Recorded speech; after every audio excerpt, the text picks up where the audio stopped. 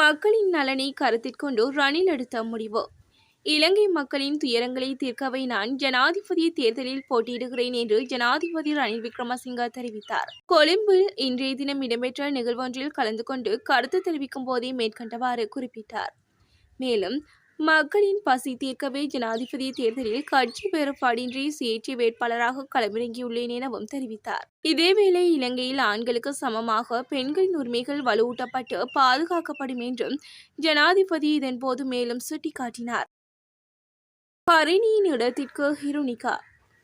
சுற்றுலா, காணி, விளையாட்டு மற்றும் இளைஞர் விவகார அமைச்சு பதவியிலிருந்து விலகிய ஹரின் பெர்னாண்டோவின் இடத்திற்கு நாடாளுமன்ற உறுப்பினர் ஹிருணிகா பிரேமச்சந்திரவை நியமிக்குமாறு கட்சிக்குள் கோரிக்கை விடுக்கப்பட்டுள்ளது.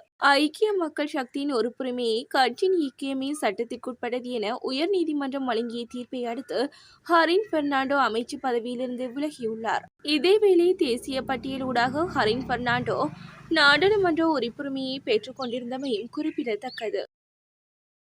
சஜித்துடன் இணைந்தார் அர்ஜுன. இலங்கை கிரிக்கெட் அணியின் முன்னாள் தலைவர் அர்ஜுன ரணதுங்க ஐக்கிய மக்கள் சக்தியின் தலைவர் சஜித் பிரேமதாச தலைமையிலான கூட்டணியில் இணைந்துள்ளார். நீண்ட காலமாக தம்முடன் போட்டியிட்டு வரும் வர்த்தகர் மற்றும் அரசியல்வாதியான திலக சுமதிபாலவுடன் இணைந்து கூட்டணியை ஆரம்பிக்கும் நிகழ்வில் ரணதுங்க கலந்து கொண்டார். இதன்போது முன்னாள் கிரிக்கெட் வீரர்களின் அமைப்பான புரவசி ஹண்டா பிரேமதாசவுடன் புரிந்துணர்வு ஒப்பந்தத்தில் கைச்சாத்திட்டுள்ளது. இதற்கமைய நாடாளுமன்ற உறுப்பினர் தயாசிறி ஜெயசேகர தலைமையிலான ஸ்ரீலங்கா சுதந்திர கட்சியின் ஒரு பிரிவு, தமிழ் முற்போக்கு கூட்டணி, ஸ்ரீலங்கா முஸ்லிம் காங்கிரஸ், டலஸ் அழகப்பெரும மற்றும் ஜிஎல்பிரிஸ் தலைமையிலான சுதந்திர மக்கள் காங்கிரஸ் ஆகியவற்றுடன் முன்னாள் இராணுவ தளபதி ஜெனரல் மகேஷ் சேனநாயக்க பரந்த கூட்டணியில் உள்ளடங்கியுள்ளார். பரபரப்பாகியுள்ள அமெரிக்க ஜனாதிபதி தேர்தல்.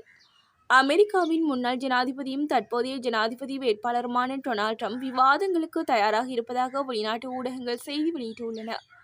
அதாவது அமெரிக்காவின் முன்னணி ஒளிபரப்பு நிறுவனங்களில் 3 விவாத நிகழ்ச்சிகளில் கலந்து கொள்ள தயாராக இருப்பதாக தெரிவித்துள்ளார். அதன்படி செப்டம்பர் மாதம் 4ஆம் தேதி ஃபாக்ஸ் நியூஸில் முதல் விவாதத்திற்கும், செப்டம்பர் 10ஆம் தேதி NBCயில் 2வது விவாதத்திற்கும், செப்டம்பர் 25ஆம் தேதி 3வது விவாதத்திற்கும் தயாராக இருப்பதாக தெரிவித்தார்.